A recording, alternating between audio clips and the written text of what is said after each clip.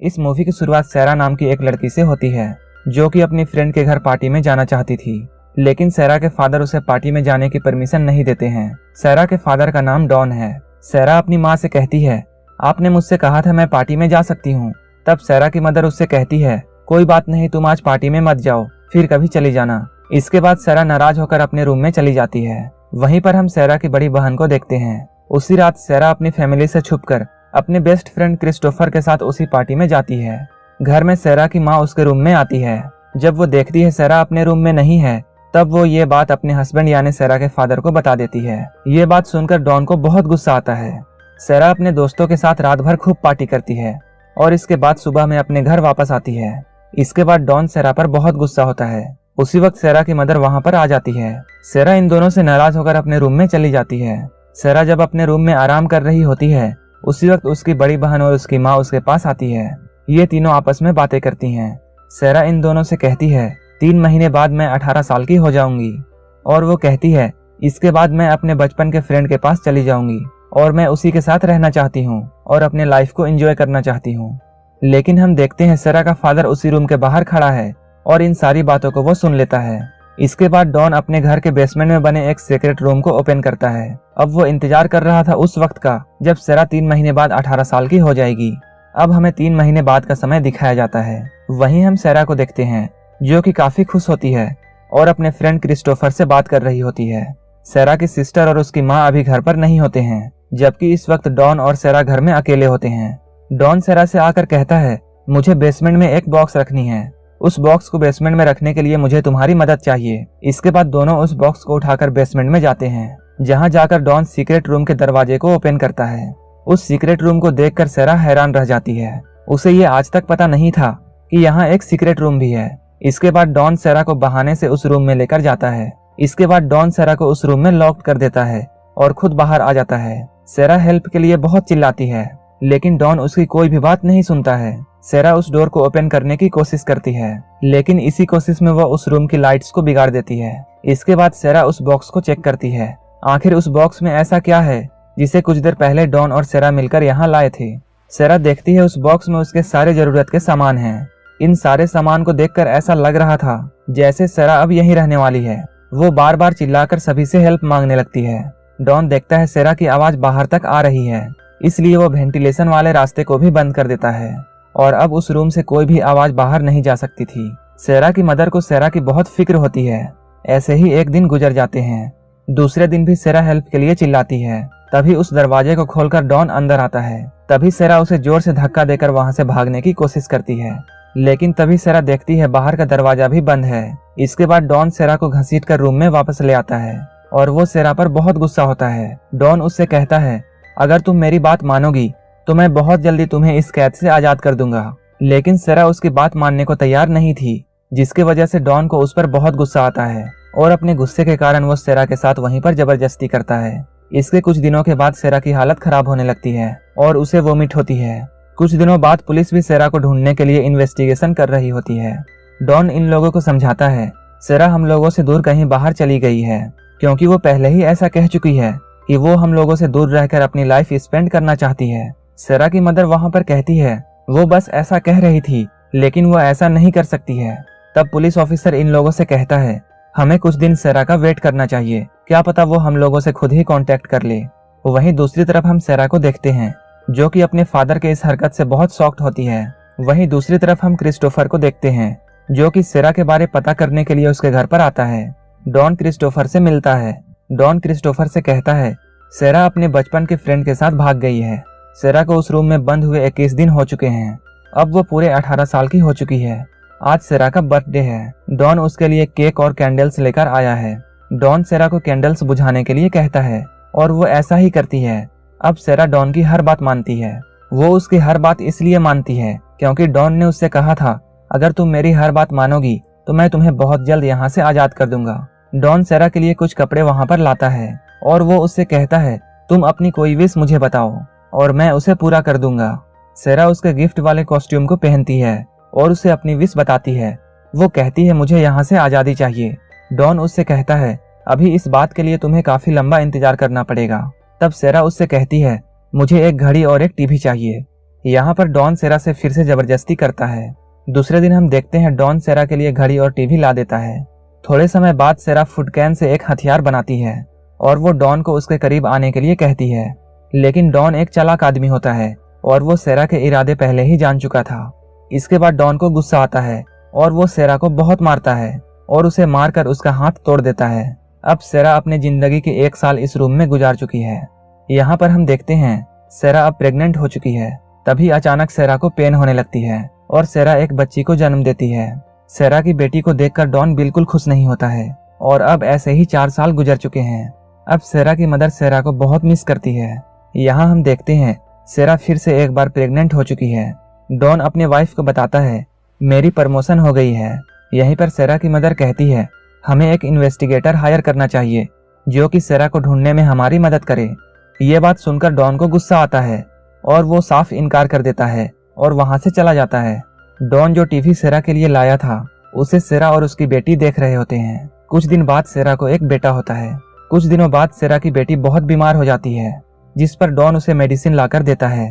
Christopher फिर से सेरा के घर में आता है और वो सेरा के बारे में पूछता है, जहाँ पर क्रिस्टोफर सेरा की सिस्टर से मिलता है। क्रिस्टोफर वो सारी बात सेरा की सिस्टर को बताता है जो भी उससे डॉन ने कहा था। वो बताता है डॉन ने उससे कहा था सेरा अपनी बचपन की फ्रेंड के साथ भाग गई है। तब सेरा की सिस्टर क्रिस्टोफर से कहती है, मुझे तो ऐसा लगता है मेरे फादर ने ही सेरा को कहीं छुपा दिया है, लेकिन कभी कभी मैं ये भी सोचती हूँ कि सेरा हम लोगों से दूर खुद ही चली गई है। इसके बाद हम देखते हैं सेरा तीसरी बार प्रेग्नेंट हो चुकी है। सेरा की मदर और डॉन के बीच में बहस होती है। सेरा की सिस्टर डॉन से कहती है, आप हमेशा सेरा पर गुस्सा हुआ करते थे। इन लोगों के बीच बहस काफी बढ़ जाती है। इसके बाद सेरा की मदर गुस्सा होकर वहां से चली जाती है। अपनी वाइफ को मनाने के लिए डॉन उसके पीछे जाता है। वहीं पर उसके पॉकेट से बेसमेंट की कीज गिर जाती है। सेरा की सिस्टर उन कीज को उठा लेती है और वो चुपके से बेसमेंट में जाती है। वहां जाकर वो अलग अलग बहुत तरह की चीजों को देखती है। उन चीजों को देखकर सेरा की सिस्टर को बिल्कुल समझ में नहीं आ रहा था आखिर ये चीजें यहाँ क्यों हैं। लेकिन उसी वक्त डॉन भी वहां पर आ जाता है और वो सेरा के सिस्टर पर गुस्सा होता है और उसे वहां से भेज देता है। इसके बाद हम देखते हैं सेरा का तीसरा बच्चा भी पैदा होता है जो कि एक लड़का होता है। सेरा डॉन से कहती है, मेरे इस बच्चे को तुम बाहर ले जाओ, ये बच्चा तुम मेरी माँ के पास ले जाओ और उसे ये दे देना। डॉन यहाँ पर सेरा की बात मान लेता है और वो चुपके से उस बच्चे को अपने घर के बाहर रख देता है। सेरा की मदर उस बच्चे की आवाज सुनकर बाहर आती है, जहाँ उसे उस बच्चे के साथ एक कागज पर लिखा हुआ नोट भी मिलता है। उस लेटर को सेरा ने लिखा है। वो उस लेटर में लिखती है, मॉम ये मेरा बच्चा है और मेरी फाइनेंशियल कंडीशन ठीक नहीं है, मैं इस बच्चे को नहीं पाल सकती हूँ, इसलिए आप इसे रख लीजिए। तब सेरा की मदर उस बच्चे को अपने साथ ले जाती है। उसी वक्त डॉन को वहां पर एक और नोट मिलता है। उस नोट में लिखा था, डैड ने मुझे बेसमेंट में कैद कर रखा है। जब डॉन इस लेटर को पढ़ता है तो उसे सेरा पर बहुत गुस्सा आता है और वो सेरा को अब सजा देना चाहता था और इसलिए एक बार फिर से वो उसके साथ जबरदस्ती करता है। इसके बाद हमें काफी सालों बाद का सीन दिखाया जाता है, जहां हम देखते हैं सेरा का बेटा और बेटी दोनों बड़े हो चुके हैं। एक दिन डॉन सेरा की बेटी को गंदी नजरों से देख रहा था, लेकिन सेरा डॉन के बुरे इरादों को समझ चुकी थी। वो जानती थी डॉन की गंदी नजर अब उसके बेटी पर भी पड़ चुकी है। सेरा अपनी बेटी के लिए काफी परेशान होती है क्योंकि उसकी बेटी को अस्थमा था। एक दिन ये लोग देखते हैं छत से पानी टपक रहा है।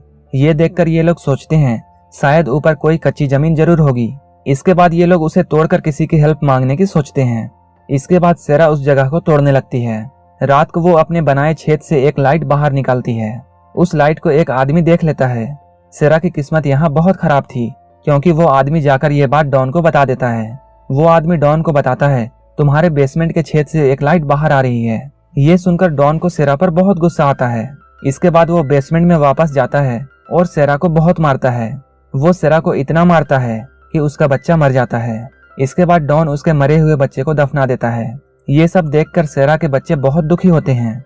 सेरा डॉन से अपने उस बच्चे के बारे में पूछती है जो सेरा ने अपनी माँ को दिया था, जिस पर डॉन उसे बताता है नेक्स्ट मंथ वो एक टूर्नामेंट खेलने वाला है।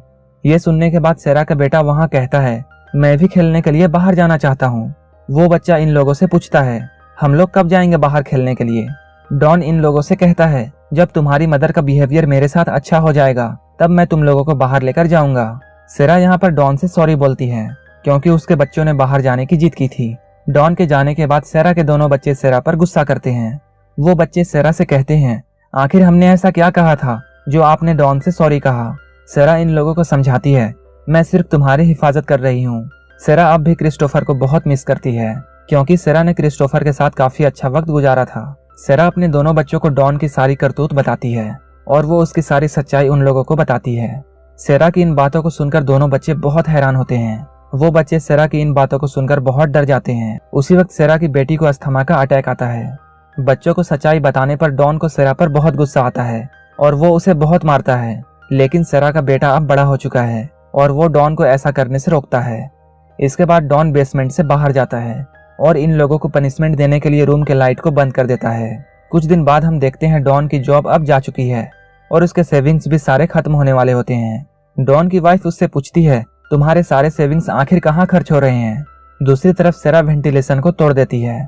डॉन को बैंक की तरफ से एक नोटिस आता है कि वो जल्दी से इस घर को खाली कर दे, क्योंकि इंश्योरेंस का लिया हुआ पैसा डॉन ने वापस नहीं किया था। इसके बाद डॉन सेरा और उसके बच्चों को मारने का डिसीजन लेता है, क्योंकि वो अब ये सब मैनेज नहीं कर पा रहा था। वो वेंटिलेशन के रास्ते से अपनी गाड़ी का धुआं रूम के अंदर छोड़ता है, लेकिन तभी वहाँ पर सेरा का वो बेटा आ जाता है जिसे सेरा ने अपनी माँ को दिया था, जिसके वजह से डॉन को अपनी गाड़ी बंद करनी पड़ती है। कुछ सालों बाद हम देखते हैं सेरा की बेटी को फिर से अस्थमा का अटैक आया है। सेरा डॉन से कहती है, मैं अपनी बेटी का चेकअप कराना चाहती हूँ, मुझे कोई डॉक्टर चाहिए। लेकिन डॉन यहाँ पर साफ इनकार कर देता है। सेरा अपनी बेटी के लिए काफी रिक्वेस्ट करती है। सेरा की बेटी की हालत बहुत खराब हो चुकी थी, जिसे देखकर डॉन भी इस बात के लिए एग्री हो जाता है। डॉन सेरा और उसकी बेटी को अपने साथ लेकर जाता है, जबकि उसके बेटे को बेसमेंट में ही रुकने के लिए वो बोलता है। सेरा जब बेसमेंट से बाहर आती है तब उसे अपने घर को देखकर सब कुछ याद आने लगता है। सेरा अपनी बेटी को जल्दी से हॉस्पिटल लेकर जाती है और उसकी जान किसी तरह बचाई जाती है।